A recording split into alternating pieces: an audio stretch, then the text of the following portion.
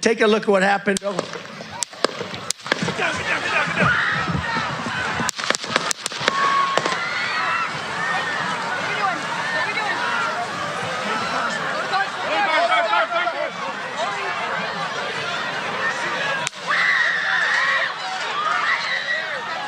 On you. Ready? Move. Move. Go. Move his hair. Hold. When you're ready. On you. Ready? Move. Move. Go. We're good. Shooters down. Are we good to move? Clear. Let's move. Let's move. We're clear.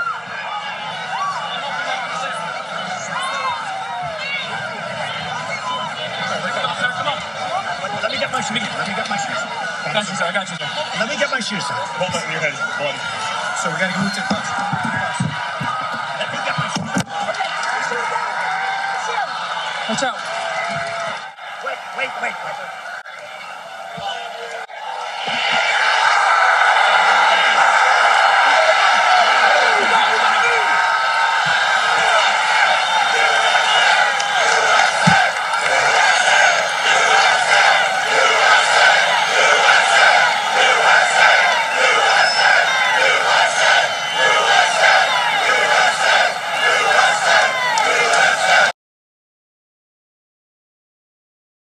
This is our first podcast on the new channel, Benjamin AM in the PM.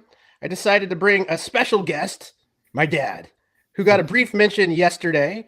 He is a JFK assassination buff and a retired deputy sheriff and a dude who did some cool stuff with the U.S. Marshals for a couple of decades. We're going to ask him about his experience with the subcontracted teams that the Secret Service uses for presidential visits.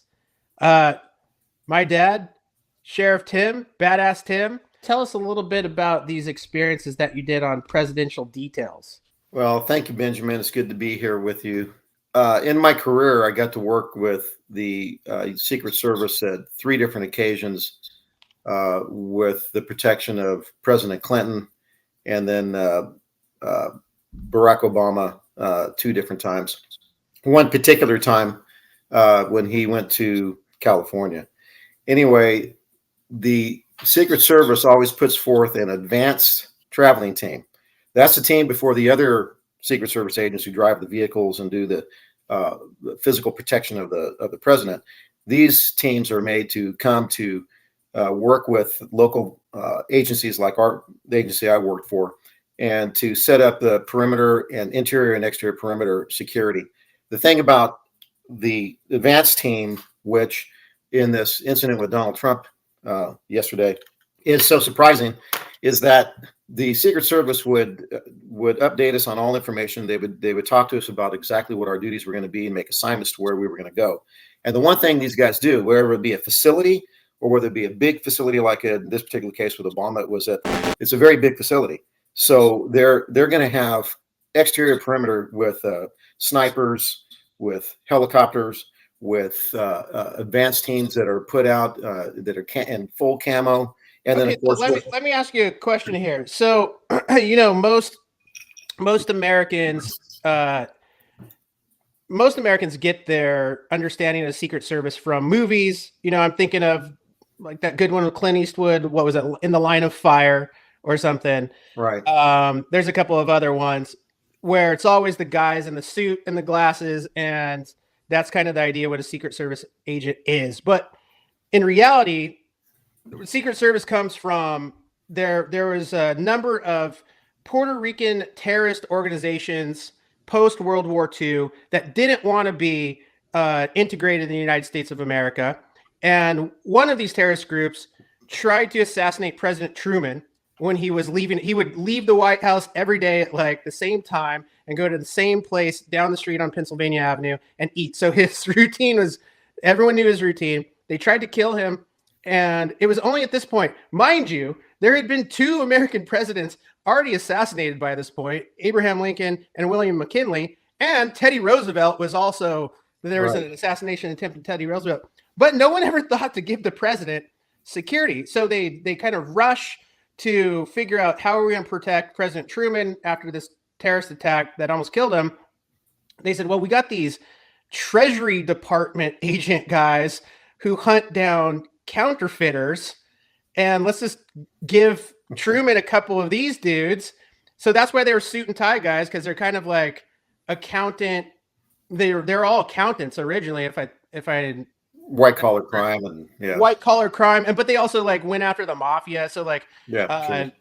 They were like the guys who were going through the books and stuff.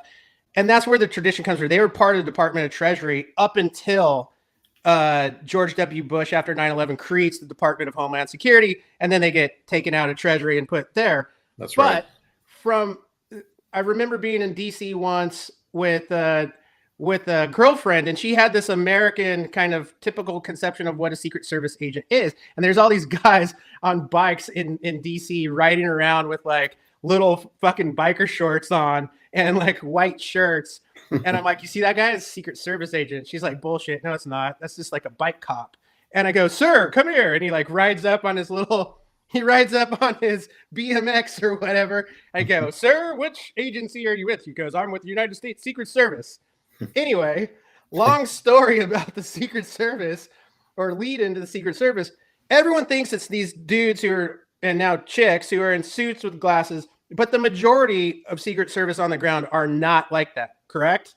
That's correct. And to get more specific in this particular case, the thing that comes out in my mind after having been briefed in some of these kind of presidential protection assignments is that the Secret Service is very prepared.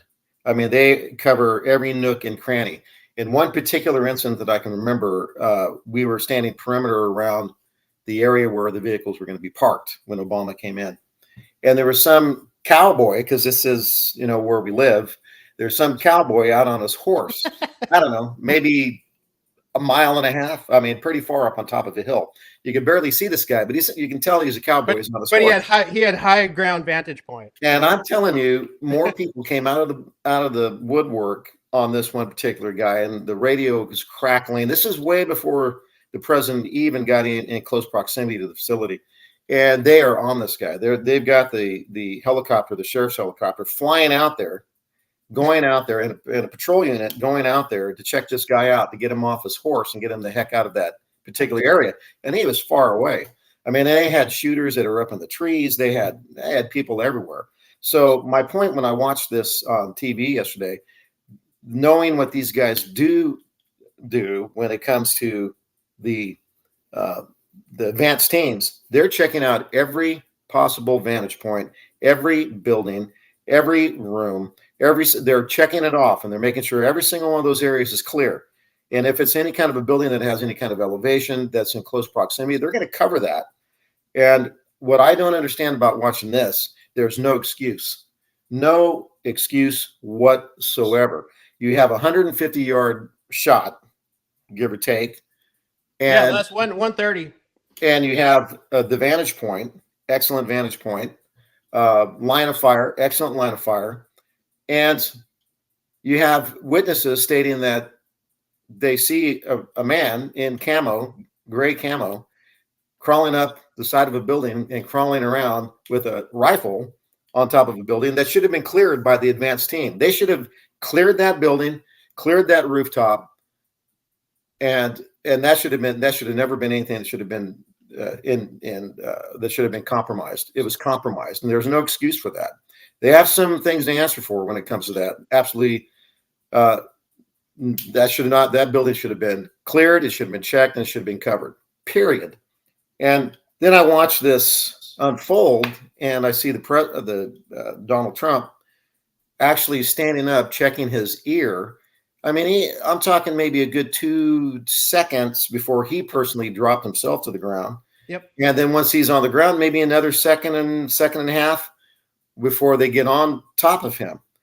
To me, it just seemed like a big debacle. I'm not putting any of those guys down. I mean, I have no doubt that when the hit the fan, chaos usually ensues. So you're trained to think about what you're going to do and train for those kind of things, and they do, and they do a great job. But in this particular case, it just leaves me up to question why that building, number one, was not secured. How does somebody get up in that building? and not be confronted by local law enforcement who would be probably in the close proximity of that. It definitely why it wasn't broadcasted by the snipers who were supposedly looking around for that kind of thing. So to me, it's just very questionable, and it's inexcusable to be honest with you. It's just totally inexcusable that somebody got that close to former President Trump and was able to get off that many rounds. Right. It's just okay. Two follow-up questions. So, in your experiences on presidential details, what would you say the average ratio is between actual Secret Service agents and local law enforcement securing the event? I can't give you. I can tell you this: that we put out over just our agency put out well into a couple hundred guys. Wow. So you're talking a lot of local law enforcement, and you're talking about the advanced team security, Secret Service. Then you're talking about the Secret Service guys, and I don't know, 35, 40 cars come rolling in with different people that are coming along with the president. So each one of those got somebody in their vehicle. Right. And then you're talking about FBI has got their hands in the pie too. You know, they're there. So you got a lot of different agencies that are working along with the Secret Service. So you got FBI, Secret Service, local sheriffs or local PD, depending on if it's city or county. But you got at least hundreds of people within close proximity that's their only task is to take care of the president and his entourage. And for that building to be unsecured, for that particular individual to do what he did is inexcusable. My own assessment is very similar to yours. I guess there is one strange caveat, and that's that President Trump is a former president currently running for re-election. There's only one previous president who's done, is Grover Cleveland, who had separated terms.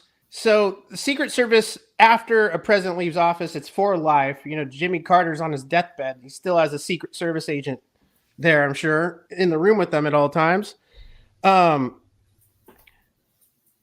former presidents don't get the same amount of coverage as sitting presidents do. And Citizen Free Press is reporting, as of a couple minutes ago, that approval for the Secret Service counterattack sniper team was only granted on Friday, one day before the rally, had zero to little time to prepare. I guess they haven't been using these guys, and they realized that this was a unique venue that I guess they realized the heightened threat of this particular venue in comparison to, say, Florida last week, right, or any of the other huge crowds he speaks to. Some place that's not a swing state.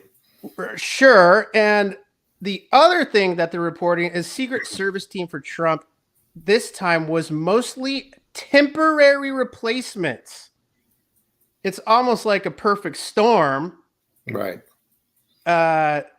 Very strange.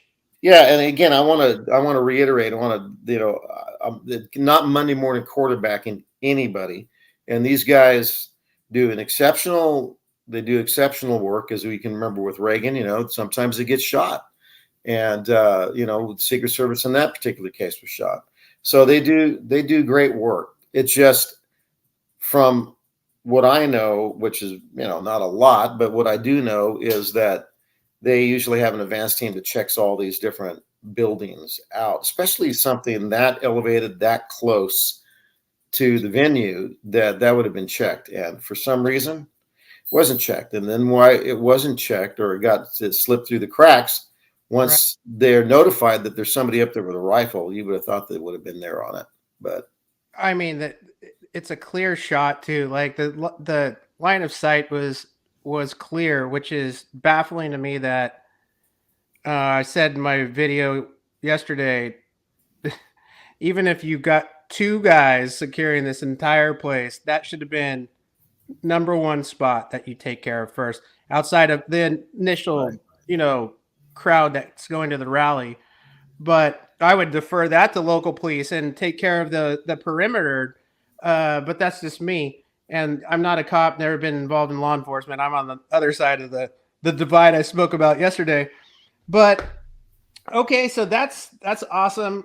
And one thing you just said that is true is like, for instance, in this one particular movement with the president at the time going up to that particular facility compound, right? All the exterior roads that was handled by local law enforcement and California Highway Patrol. So all those roads coming in and out of that facility were handled by local law enforcement and state law enforcement. So, a lot of all that exterior stuff is covered by local law enforcement and other agencies. But in particular, though, buildings usually they're handled by the advanced team with the Secret Service usually handling that. And so it's just amazing. But I mean, thank God that President Trump is okay and that he's going to be good to run.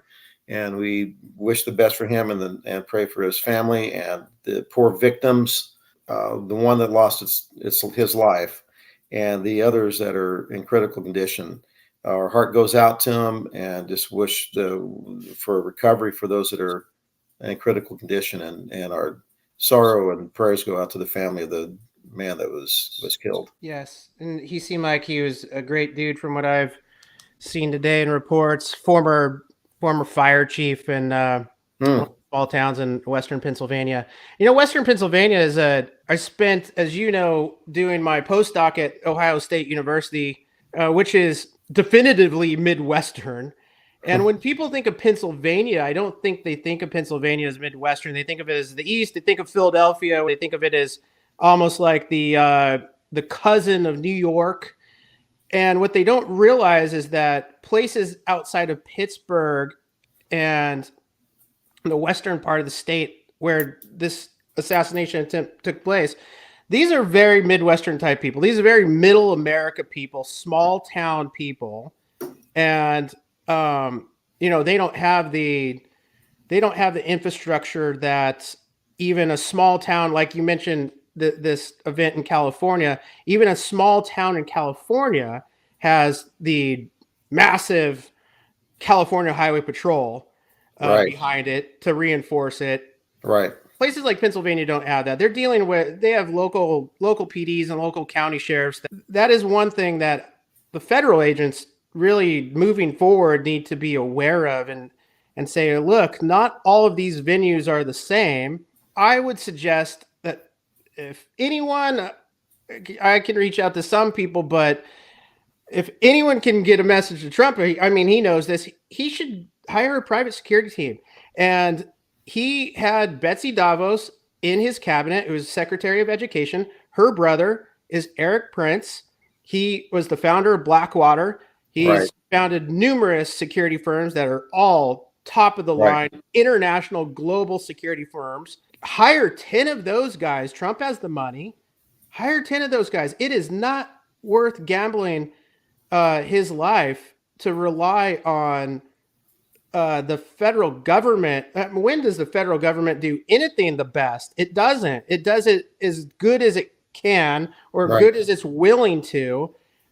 Private enterprise is always going to be better, and I would strongly encourage the Trump team to move towards private security. Right, and I agree with that. And if you're watching this, President Trump, this young man right here, he would be good. He would be good selection for you too, on his intelligence level on all on. Yeah, we definitely. My firm could definitely do stuff that would be good for the pre-advance, lay the strategic lay of the land before any tactical or operational guys stepped foot on there. But and also, I'm good with making coffee at this point in my life. So if you want to hire me too, well, we'll hire you for that.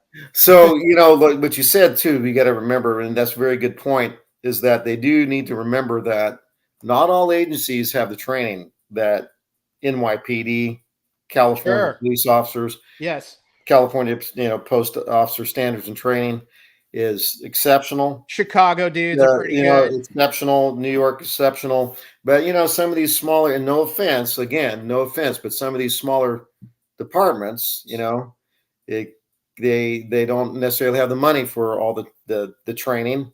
And so, the government does need to remember that when they're going in there, all these situations, the departments some can be top notch and some could be a little lukewarm, and they need to step it up. But yeah, so anyway, it was a sad day for our country, but thank God he's okay. And it's just sad of those that have, were injured and lost their life. It's unbelievable. And it's so sad being excited to go and seeing someone that you admire in person and being a victim of domestic terrorism, which this is. I don't care how anyone cuts it. That's what it is. Politically motivated. That's the definition of terrorism, is a non-state actor committing violence against civilians for a political cause. That is the textbook definition of terrorism. I know personally every single major terrorism expert in the world, and all of us agree on that definition. So I've seen in the media today them saying, well, FBI said it might be domestic terrorism. You fucking think, guys? What was his? Did they know if the shooter's background was tied to anything? My assessment is that he's definitely an Antifa type. I can bring up a video that surfaced today of him threatening. He goes up to what looks like either a Republican club or a Republican outreach committee on campus and threatens them. We can pull that up.